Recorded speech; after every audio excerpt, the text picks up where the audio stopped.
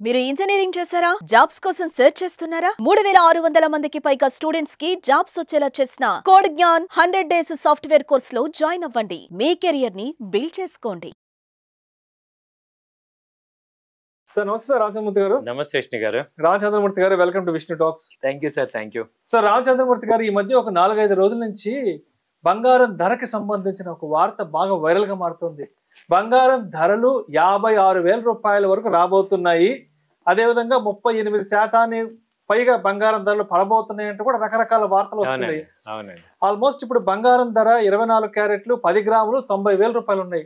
90,000 రూపాయల బంగారం 56,000 రూపాయలకి రావడం ఏంటి? 38% మేర పడిపోవడం ఏంటి? ఏంటి అసలు ఈ వార్తలు? ఈ వార్తల్లో నిజమెంత? 90,000 రూపాయల బంగారం ధర 56,000 రూపాయల వరకు రావాలి అంటే ఎటువంటి సిచ్యువేషన్స్ రావాలి అంటారు మార్కెట్ లో? అసలు ఇది యాక్చువల్ గా సార్, ఇది ఒక నివేదిక ఇచ్చారనమాట యుఎస్ లో. ఏంటంటే యుఎస్ లో ఇప్పుడు ప్రెసెంట్ ఏం జరుగుతుందంటే రెసిషన్ అనేది 60% నుంచి 70% కి ఛాన్సెస్ ఉన్నాయని రెసిషన్ జరుగుతుంది. ఇప్పుడు మీరు అబ్జర్వ్ చేస్తే క్రూడ్ 2019 రేట్కి వాళ్ళు వచ్చింది. ఇప్పుడు అంతకుముందు $90 నుంచి వాళ్ళు ఎంత వచ్చిందంటే ఇప్పుడు $56 వచ్చింది. సో క్రూడ్ ఏమైంది? అది క్రూడ్ అంత రావటం ఎలా అవుతుందంటే అక్కడ ఏమవుతుందంటే యుఎస్ లో రెసిషన్ ఎఫెక్ట్ ఉంది. సో రెసిషన్ వచ్చింది అంటే యాక్చువల్గా బంగారం 30% 40% తగ్గింది అంటే మీనింగ్ ఏంటి? మన యొక్క ఇన్కమ్ లెవెల్స్ కూడా తగ్గిపోతాయి ఆబ్వియస్ గా, అంతే కదా. సో మన శాలరీస్ లో కానీ మన ప్రొడక్షన్ లో కానీ ఇండస్ట్రీ కానీ గ్లోబల్ అంటే ఒక 40% మొత్తం వరల్డ్ వెనక్కి వెళ్ళిపోద్ది. అప్పుడు ఆ రేట్లు తగ్గుతాయి. సో అలాంటి సిచ్యుయేషన్స్ రెసిషన్ అనేది యుఎస్ కనుక ఇలాంటి ట్రంప్ గారు ఇలాంటి ఎఫెక్ట్ ఇలాంటివి కంటిన్యూ చేస్తే మాత్రం గ్లోబల్ రెసిషన్ అనేది కనపడుతుంది. సో ట్రంప్ గారు ఇలాంటి ప్రతీకార చర్యలు ఇంకా ముందుకు తీసుకెళ్తూ ఉంటే మాత్రం ఆర్థిక మాంద్యం వచ్చే అవకాశం ఉంది. ఆర్థిక మాంద్యం వల్ల బంగారం ధరలు కొంతమేర తగ్గే అవకాశం ఉంది. అంటే ఎందుకంటే ఇప్పుడు లాస్ట్ 3-4 years నుంచి చూస్తే ఉక్రెయిన్ వారు, తర్వాత ఇటు సైడ్ ఇటు సౌత్ ఏషియా ఇజ్రాయెల్ వారు, ఈ వార్త ఏమైందంటే యుఎస్ మొత్తం ఫండింగ్ అంతా వెళ్ళిపోయింది.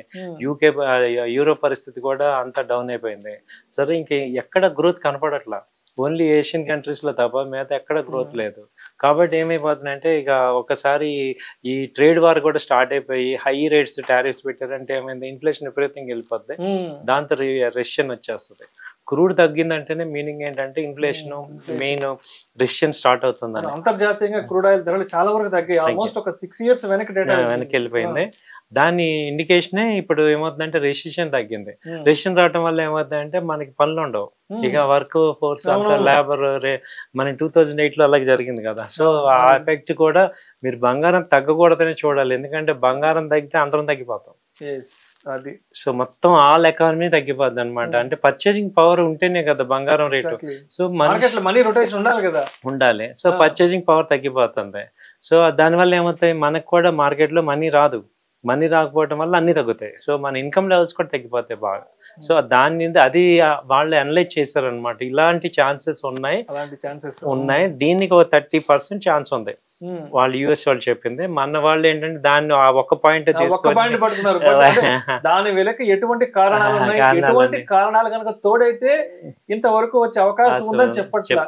బంగారం 56,000 రాబోతోంది, 38% పైగా పడబోతోంది. మరి ఇప్పుడు కొనొచ్చా కొనకూడదా? ఇదే పాయింట్ లో ఉన్నారు. కానీ అది కనుక వస్తే మన ఇన్కమ్స్ కూడా మన లెవెల్స్ కూడా చాలా తగ్గిపోతాయి, డౌన్ గ్రేడ్ అయిపోతాం.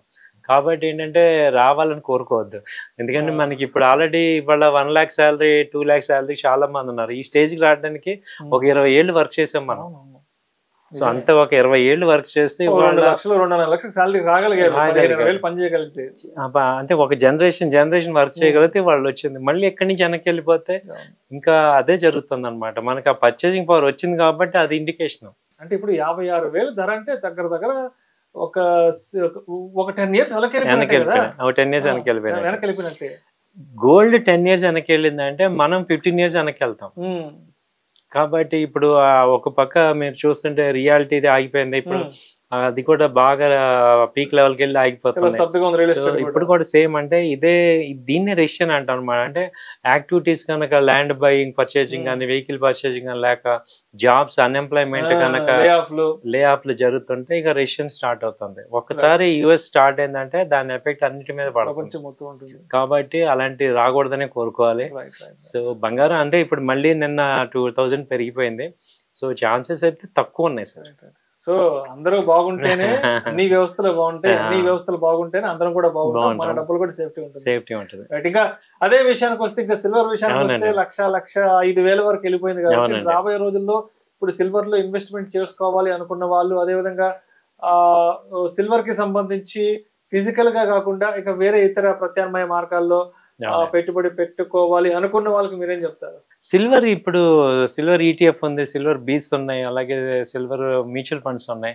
సో వీటిల్లో పెట్టుకోవచ్చు అండి. అలాగే ఎంసీఎక్స్ లో కూడా సిల్వర్ కొనుక్కోవచ్చు. సో సిల్వర్ కూడా ఇప్పుడు మంచి నెక్స్ట్ బూమింగ్ మార్కెట్ ఉంది, ఎందుకంటే ఇండస్ట్రియల్ యూసేజ్ ఎక్కువ ఉంది దానికి. అదైతే 1 lakh మొన్న ఒక 10,000 తగ్గింది. సో ఇది 90,000 అలా ఎంసెక్స్ రేట్లు అలా ఉన్నాయి కాబట్టి సిల్వర్ కూడా మంచి ఇన్వెస్ట్మెంట్కి ఇప్పుడు అవకాశం ఉంది. సో ఏదన్నా డబ్బు ఉంటే మనం ఇది ఫిజికల్గా కావాలన్నా మనం తీసుకోవచ్చు, లేదు ఈటీఎఫ్లో కూడా తీసుకోవచ్చు అనమాట. సిల్వర్కి ఏంటంటే బ్రిక్ అంటాం, సిల్వర్ బ్రిక్స్ తీసుకోవచ్చు కావాలంటే. అలాంటివి ఏమైనా ప్లాన్ చేసుకొని, బట్ సేఫ్టీ కూడా చూసుకోండి. సో కాబట్టి ఏంటంటే ఎక్కువ ఇప్పుడు ఏమైందంటే ఎలక్ట్రానిక్ అనే మనీ సేవ్ చేసుకునే ఆప్షన్స్ చూసుకోవటమే బెస్ట్ అనమాట. సో థ్యాంక్ యూ అండి. Thank you sir. Thank you so much.